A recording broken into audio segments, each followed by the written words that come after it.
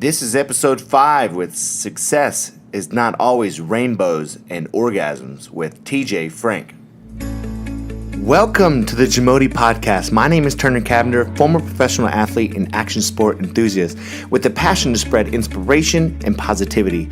Each week, we deliver you an inspiring message to help you put your life in forward motion to achieve your ultimate goals.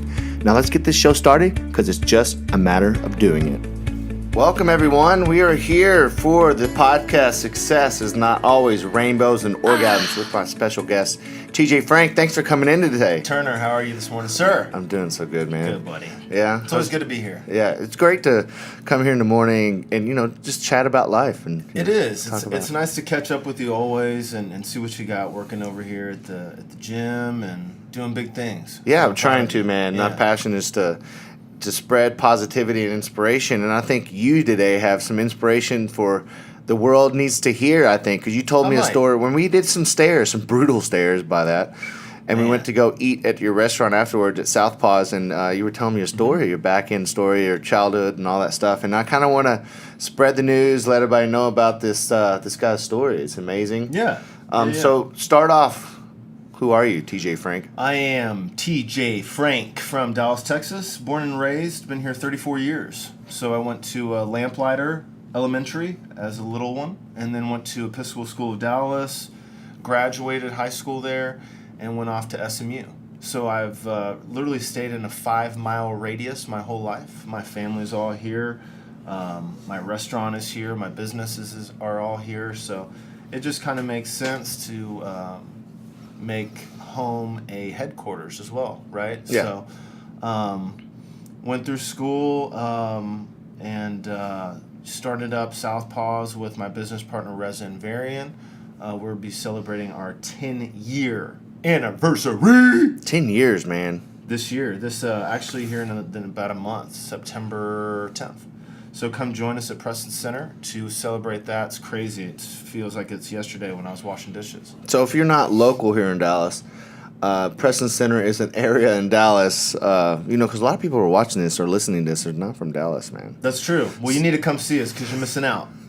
Fly into Dallas. I don't know where you're at, but you need to be right here. Bring your ass. Yeah. Come over, see Turner, and come see me. Yeah. But yeah, so everything's been moving good, I didn't know. Damn. So I didn't know you were a part of Southpaws when I met you because I guess it was 10 years ago. It was 10 years ago, yeah. And I was actually working for Reza back then and got involved so much and loved the concept, loved the lifestyle brand. Yeah. That I was moving in a healthier lifestyle myself. It made sense for me. Why not, if I'm living this lifestyle, to help others and to create something where people can come every day and kind of relate to each other and feel better about themselves. So, but yeah, 10 years with we're working on our 5th location in downtown Dallas right now, and hopefully shoot up north as well. So, just taking it nice and slow though. Okay. Okay. So, what are you doing today? Like, what exactly are you doing today? So you started. We'll go back on the back history. Yeah. Of how you got to where you are today. But what are you doing right now? Today, the main focus is Southpaws, but like I've always told everyone, and like my dad has told me, we need to have plan B, C, D through Z, right? Mm-hmm. And really just be able to focus on the things that we're good at. Yeah. Right. So, I've done some land development in the past before the restaurant industry. And I have decided to get back involved in residential real estate. I'm getting my license currently. You're never too busy if you want it hard enough, right? If you want it bad enough. Yeah. So owning 4 operating restaurants and working on a 5th. I have 2 kids under 2 years of age right now, and I'm always at the house helping. And I'm studying for my real estate test. And keeping my weight off, living healthy. Yeah. There is no excuses. If you want it bad enough, you'll make it happen. Or you can just... It's not always rainbows and orgasms. It's not. Because, people see the Instagram feed and, man, this kid's killing it, right? All these locations, happy family. In reality, it is. I'm blessed. But it could always be better. It can always be improved. You can always improve yourself, your relationships, network more, work harder. It can all be done, right? Yeah.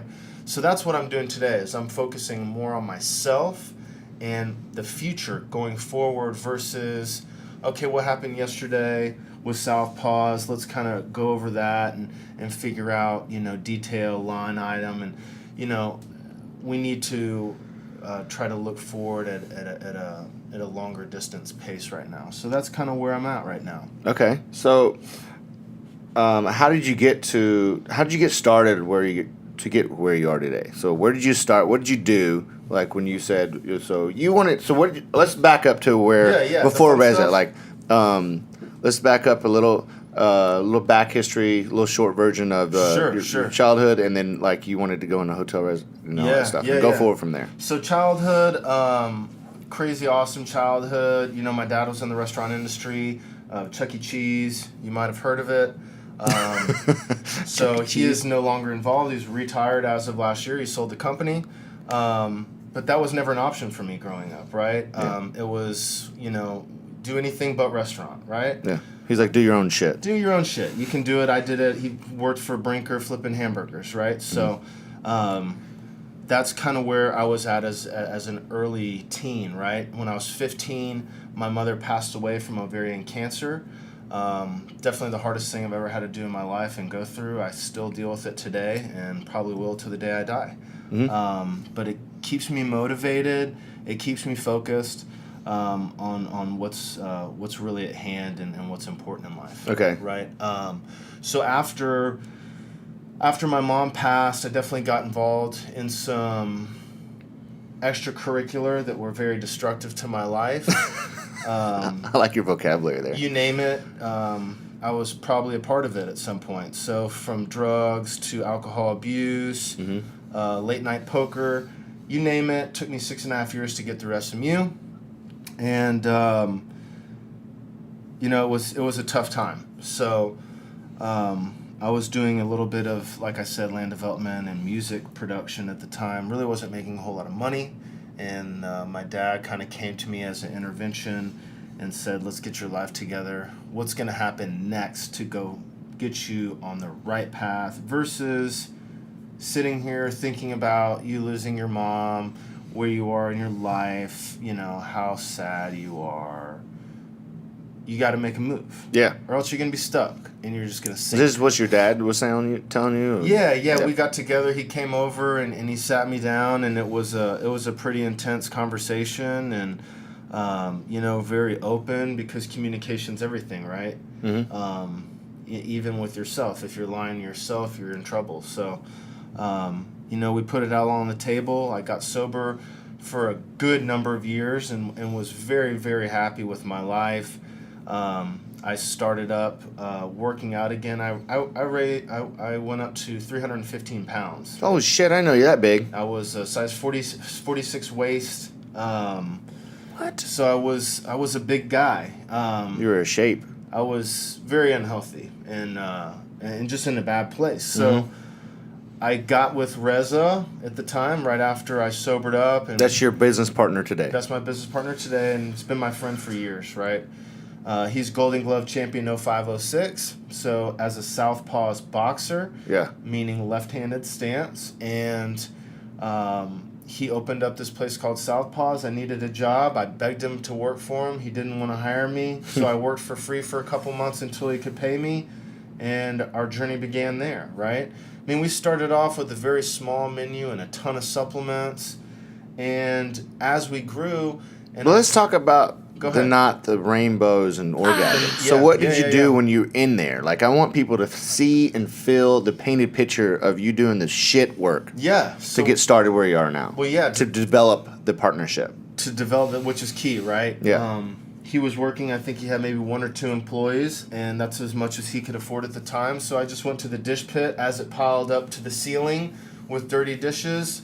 Line was out the door for lunch, and I just started washing dishes. He looks back and was like, dude, what are you doing? I told you I can't afford to pay you. I said, just tell my dad I have a job. and pay Get me your when dad you off can, your case. you know? He's whooped that ass. So I was just happy to be in a better place, right? Even if it was washing dishes, I was delivering food, literally running food orders around Preston Center, which is an office kind of center here in Dallas, with a bunch of high rises. And you would see me darting across intersections from noon to 2 o'clock, racing people's delivery orders with no minimum order. I would say, if you want a smoothie, call me, I'll deliver it to your office. Because I was just ready to work. Just do anything. I didn't care what it took. I was going to do it. And I didn't accept tips. I was there to hustle and make myself known that I was ready to work. And once people saw that and saw our work ethic, it was contagious. People literally had to come every single day to see what we were doing. Reza was talking. Well, they were inspired probably by your work ethic. I think so too. For sure. They were like, damn, this too, mofo works. Let me go, put in my share to help. Right. From literally down and out to the worst part of my life, to washing dishes and being happy. Sounds so weird, right? But it was something that I could guarantee on, that I really didn't have that support, that family structure maybe, or that friend support that I didn't necessarily have. A lot of temptations go on in this. Yeah, I get it. I understand. So it was awesome just to have the opportunity, and I still thank Reza to this day for giving me the job and let me wash dishes and be the delivery guy. And I was on the grill for 6 months. I did every single job. So when I went to hire people and said, hey man, I want you to be the bus guy, you need to do this, this, and this, and they came back to me and said, hey man, this is too much work, I've done it. Yeah. I know you worked your way up from the janitor to the owner. I know that it can be done, and I know how to treat every single type of employee that we have, and it's just a better way to work, right? If you've worked in their shoes, at some point, and you'll get so much more respect for that. Exactly. So I always call that theory the janitor to CEO. Absolutely. So it's so true, especially with a lot of very successful entrepreneurs. I don't care who you are. Majority of the people that really are extremely successful have done the janitor to CEO. Correct. Yeah, absolutely. Granted, there's some other people that have been gifted a lot of money and they've worked up, but they don't have as much respect for the people that work within the company. And they're more of a boss than a leader. I agree. And is what you have done in that journey, you have become a leader, not a boss. Yeah, man. So there's a huge difference there. It is, yeah, for sure. We're a family at Southpaws. It's I've had guys with me for 10 years, so it's definitely near and dear to my heart, just because it literally brought me from hell and back, and created so much opportunity. I've met people like yourself and other healthy-minded individuals that are starting companies here in town. It's been great to cross-promote with other companies. It's crazy how it's like it's like a magnet. When you do what you do, you're sometimes it always happens like organically. It's magnetic. People come to your people are drawn to you. You're drawn to them. Absolutely. That are doing like-minded things, motivated, hustle, grind, just getting after it, work ethic. And it's good quality product and consistency and great customer service, right? Because we're not doing anything out of the ordinary. We make sandwiches and salads and smoothies. I mean, you could put together a lot of stuff that we do at your house, but that's not the point of our concept, right? Yeah. The point is it's a lifestyle, meaning that we're not expecting you to eat every single meal at Southpaws. We're there, like Reza was there for me, as a platform, as a foundation to get you started or to keep you going to on a where healthy you lifestyle. need to go, right? And that's kind of where it's all come. We're casual. You come in dripping sweat. It's which we've done many times. Yes, for sure. So, but yeah, man, it's been an awesome journey. I can't wait to see what the future holds with Southpaws, and with the real estate going forward. Because, like you said, it's not always rainbows and orgasms. It's tough. Business is tough. Yeah. Relationships are tough. If you have a significant other, if you have kids, financially that can be a struggle. And emotionally too, right? So yeah, definitely. we all need that balanced lifestyle that we can all kind of go to and recharge and say, okay, this is where I was at. This is what I was doing and focused on. I got kind of off track a little bit. And we all do, right? I have cheat days on the weekends like you've never seen. You'd say this guy owns Southpaws? Bullshit. Right? I mean, I'm going to have to call Amy out on some of that. Yeah. His wife. She goes on a food tour. She knows where to go. She should be like swiping them Instagram, looking for places, right? but that's what we love to do, right? So if it's something you like to do, you just need to do it at a rate that you can still enjoy. Moderation is what it's called. It's key, right? Because we all know I was 315 for a reason. Didn't just happen. Yeah. But yeah, man, you gotta, like I've always told people, and they say, man, you've been losing so much weight and this and that, what are you doing? I say, I'm still living. Mm-hmm. I'm still living life, because what's the point in training, eating healthy, all, 90% of your time, your week, yeah, right? Where's the enjoyment? What are you gonna do with that power, right? What are you gonna do with all that accomplishment? You gotta sit back and treat yourself. Have a beer on the beach, or go take your wife to a I like how you meal. point me out on the beach, man, because that's my place. I know. Well, hopefully we'll all be on the beach soon. Yes, together. That's the plan. But there's a lot of work that's going to entail us to get to that position, right? Yeah. So don't be afraid to work. I mean, there's no such thing as overnight success, man. Your story is extremely inspirating. I can't even say the word. It's an inspiration. Thank you. But if you could give anyone any advice that's wanting to start something bigger than themselves, what would it be? What would be that one thing you tell the outsiders watching right now or listening right now? What would be that just a little bit of advice? Going back from your past. Through the shit that you went through. I think, just focus and determination. You got to be hungry, right? Mm-hmm. Because I guarantee you somebody's thought of it. If they haven't done it, somebody's thought of it. So you got to be ready for competition, and you have to be ready for, all those obstacles that are going to be thrown your way, because it's not easy, especially if you're doing something that you've never done, and most likely you are if you're going into something kind of afraid or nervous, and that's normal, right? But what I would say is just to prepare, right? Preparation is absolutely key. Because they say, and it's kind of cliche, that you might only have that one chance, and it's so true.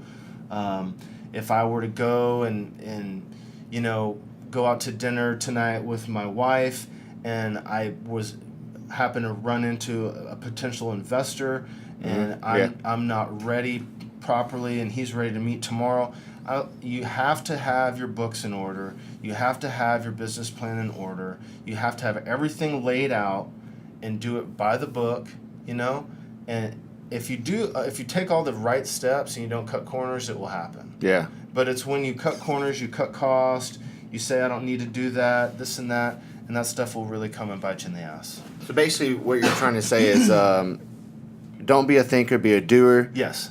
And don't be what would be the word? Just be a fucking action taker. Yeah. So if you're going to think about it, don't take it to the grave. Act on it. Sure. You always hear people, man, I thought of that. Or I got this idea, and they never do shit with it. That's the dumbest invention. I could have thought of something dumb like that. Well, then do it. Yeah. Everyone talks. Quit shit talking. Do something. It drives me crazy in this day and age, and with social media and people, giving all their opinions from their couch. It's Dude, so bad. It's so easy to judge people when you're looking at other people's lives through Facebook, through social media, through media, and it's really easy to get caught up in the judgmental kind of interaction that people kind of go back and forth with. But I guarantee you all that will do absolutely nothing for your business and for your growth. You will absolutely hurt yourself. You will absolutely slow down your growth, and it will be and can be detrimental to your business if you don't use social media platforms in the proper way, right? You can't go off on a political tangent. You can't do, certain things that might intimidate or offend your customer base. Okay, so there's a lot of new things in this new technology world that we're living in that are kind of coming into play, that people like my dad, who are very conservative, that don't even have Instagram or Facebook, they don't understand. They don't understand why people feel the need to post a picture and tell their story. Yeah. Or say why they're having such a bad day. Yeah. My dad doesn't get that. He thinks it's weak, and it just doesn't. It doesn't make sense, because you can pedal all you want, but you got to push, right? Anyone can pedal. We sit there on our phones and pedal all day, and can I do better? I wish I could do better. Damn, what a crappy day. And I'm guilty of it too. I've been on social media complaining. I've been that guy, and I've learned from it, right? Yeah, of course. So all I'm saying is don't get caught up in all that stuff, right? There's a lot to be done, that can be done word of mouth, on foot. Social media is an awesome platform to get marketing and followers and all that it's the stuff. main platform nowadays. Right. But you do have to be so careful. That'll be the first thing that I teach my kids as they get older is, that stuff is permanent. You put that stuff out there, it's out there forever. It can come back and haunt you. You don't know what you're going to do in 20 years. If you're going to run for governor, or state senator, you have to be accountable for your actions no matter what age you are after 18. I'm sorry, but if you're 18 and if you're a grown adult, it doesn't matter what you did when you're 19 and you turn 50, people are still going to judge you on it. Okay? So be smart. Don't be dumb. I was really stupid and I got lucky. Yeah. Right? So just take my advice and just get a plan together. Ask friends, ask family that you can trust, and go for it. So that's a really good answer. I like it. There might not be a tomorrow, so you better hurry. Yeah, that's all I gotta say. Yeah, So I like to end off this when I have guests on the JAMODI podcast. I like to ask them, what does the term JAMODI mean to you in your life? Now, it means just a matter of doing it. Right. Okay, so something that my mother gave me and I lived my life by, tattooed on my arm, cut in steel here in my facility here in Dallas. And I'd just like to see what that little one-liner would mean just to you, the outsider. I asked you what it kind of meant when I walked in. I said, so what is up with this new podcast and JAMODI? And you told me and the story behind it. It's little phrases like this. I think we all kind of have our phrase, right? My mom always used to say, or my dad always used to tell me, hold on to those phrases as tight as you can, right? Because I don't have a whole lot of memory with my mom, right? I wish I could remember the little small catchphrases that she would tell me when I was growing up, because I think it's so powerful to have something like that you can fall back on. Like you said, you have it tattooed on you, right? I have my mom's initials tattooed on me because I never want to forget her, right? Unfortunately, a lot of memories have been forgotten, but it's kind of the same thing with you, with JAMODI tattooed on you. Sometimes we get lost and, we kind of forget where we came from, or we forget how blessed we are to have what we have currently today. And you see all the horrible things in Puerto Rico. These poor people won't even have power for 4 to 6 weeks. How the hell would you even live? How would you even wake up? I can't even imagine, right? So I think it's awesome that you're pushing that, the JAMODI inspiration, the line. And it's not necessarily if that line doesn't work for you, there is a line that works for you, right? Everyone has their favorite quote or their favorite saying. So I think that's awesome. It's inspirational to me. I don't think I've ever heard of it before, but I definitely love it, and it'll definitely stick with me for sure, because it resonates with my journey. And just for people to just get up and do it, to stop complaining, to stop having doubt in yourself. Anybody can do anything. You should see some of these people I talk to that have multi-million-dollar businesses, companies, corporations, and you would absolutely never think in a million years that these people would have what they have, right? You're saying this guy rolls up in a Pontiac and he's dressed in, a V-neck and he's worth how much? Okay, so anybody can do it. you've seen and read all the stories on Facebook of all the inspirational people out there. There's so many. If you need a push, look some up. Call Google. Go to Turner's page. He has a crazy motivation. Come to one of his classes. He'll get you pumped up for it.